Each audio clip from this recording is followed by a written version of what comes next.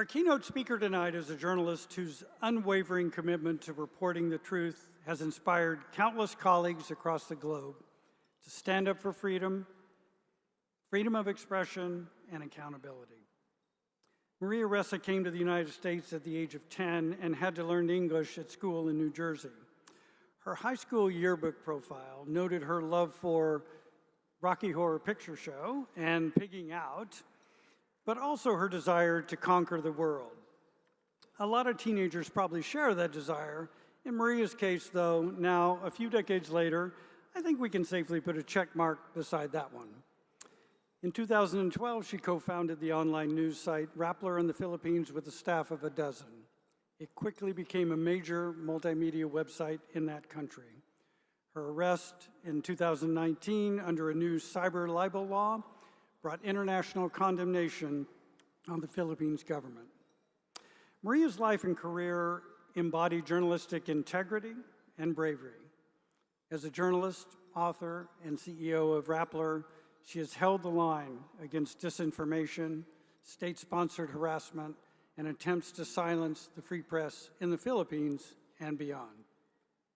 Her groundbreaking work at great personal risk and while facing relentless attacks has been widely recognized, including with the Nobel Peace Prize. She has used that moral authority to champion the critical role of a free press in safeguarding our societies from tyranny and oppression. And she has truly made a difference, for which we owe her our gratitude. Ladies and gentlemen, please welcome Maria Ressa.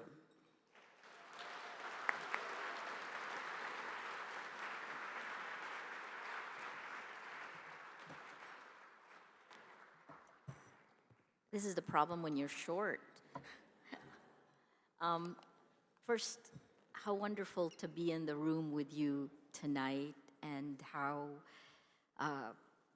difficult it is to be a journalist today. Scott, I can't believe you dug out Rocky Horror Picture Show. But if you think about it, right, that would have been the meme in our time, you know, when there's a toast and you literally throw a toast, like a bread toast. So interactive meant different things back then. Thank you to the Overseas Press Club for inviting me tonight, and massive congratulations to the winners and the citation recipients. It is so good to see so many friends here. As the candle shows, we are living through extremely dark times that demands so much sacrifice from every journalist, from every one of us. In the Nobel Lecture in 2021, I said that we are standing on the rubble of the world that was. Well, that became literal in Mstislav's film. There was a woman who caught my eye in it because it was the first time she went back to her home and it was in rubble, and she was crying so heartbreakingly in front of her broken home. And she asked, "Can't anybody do anything? They're killing us here." Like someone would listen. Well, that was in Ukraine, but that cry could just as easily have come from Sudan or Gaza, where more than 34,000 people are dead. The challenge today is whether our international rules-based order still works. Too many are getting away with impunity, from countries to companies, and it's dividing us in ways that are literally destroying us, destroying trust. As journalists, we're on the front lines, and when we fail to hold the line, the people we serve lose their rights, their freedoms, their lives. So we are jailed, we're killed, silenced. The number of people jailed in 2023, RSF says nearly 800 journalists went to jail. More than 520 are still in prison today. That includes Evan Gershkovich in Russia, Jimmy Lai in Hong Kong, Frenchie May Cumpio in the Philippines. The journalists killed, it's 44% higher than 2022 because of Gaza. And those silenced, well, so many more novel ways of silencing journalists today, right? When free speech is literally used to stifle free speech. In the Nobel lecture, I said an atom bomb exploded in our information ecosystem when journalists lost our gatekeeping powers to technology companies. And the death toll from that, I would say that happened around 2014, the death toll is still rising. In our first contact with AI, social media turned our world upside down by rewarding lies, amplifying fear, fueling hatred, creating a distribution system that is dangerous to journalists, that doesn't give journalism a chance, right? This outrage economy built on our data, micro-targeting us, has transformed our world. It insidiously manipulates not just us, but the audience, the public we serve. It ignites the worst of who we are, fueling our blackest emotions. These next 3 sentences I've said over and over and over, and I'll repeat them again. Without facts, you can't have truth. Without truth, you can't have trust. Without these 3, we have no shared reality, no rule of law, no democracy. Journalists, human rights defenders, anyone under attack, we're defenseless against this information warfare, because that is what it is. And at this time, the greed for profit and authoritarians using this technology to consolidate power, well, they align, makes it harder for us to do our work. Generative AI, launched November 2022, triggered another arms race, and the failure of democratic governments to hold tech companies in check, the least regulated globally, to put laws in place to protect the public. Each day of impunity means these governments lose more power. It's a tech coup in plain sight. And like social media, LLMs, or large language models, they're not anchored in facts. They spew lies. This time they use a chatbot, and it's called hallucinations.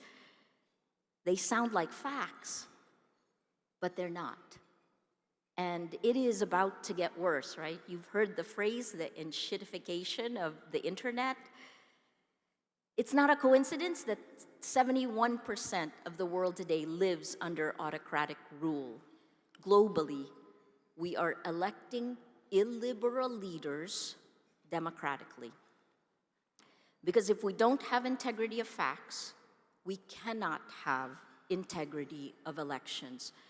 And in this tipping point year for democracy, where half of the world is about to vote, Americans will vote in November, you will have far less safety measures in place in the technology that rules our information ecosystems. It's almost like we went to the basement. It is far less than in 2020, and certainly far less than 2016. That means people will get less news in their feeds. They'll get more propaganda, more information operations to push their emotional buttons. They will have to struggle for agency. So what do we do as journalists? I'm not going to leave you completely depressed, okay? For the news heads who are here, the managers of the news, we have a year or two, if you're looking at digital news, where we must think of something new, and it is existential. There are only 3 ways a news website gets trafficked. It's direct, social, or search.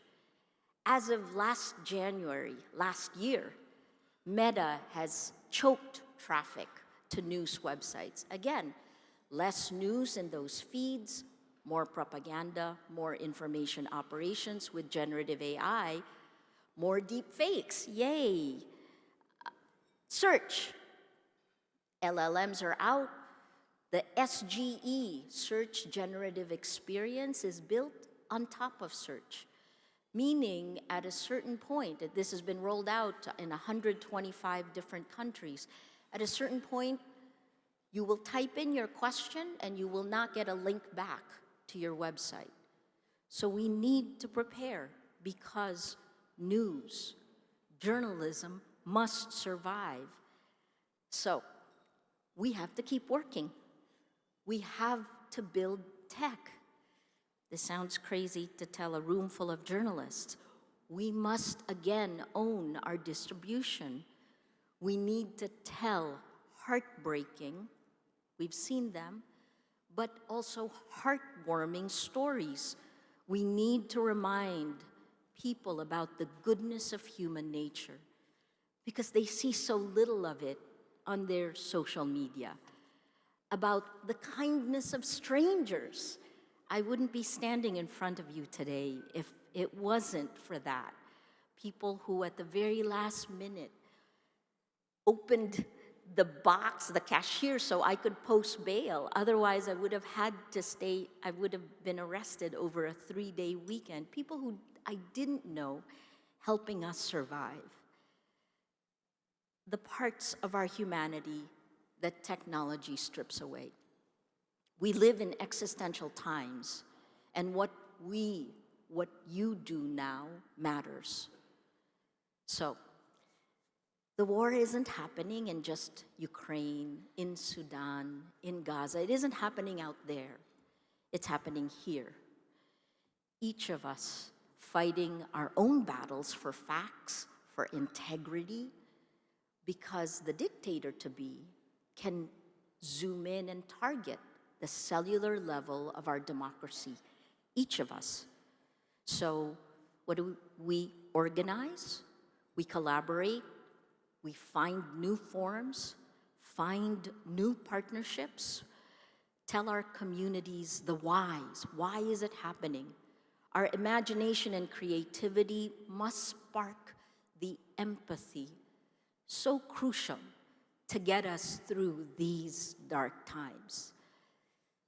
Power and money is not enough. Let's prove it and prove that inspiration ignites the good in each of us.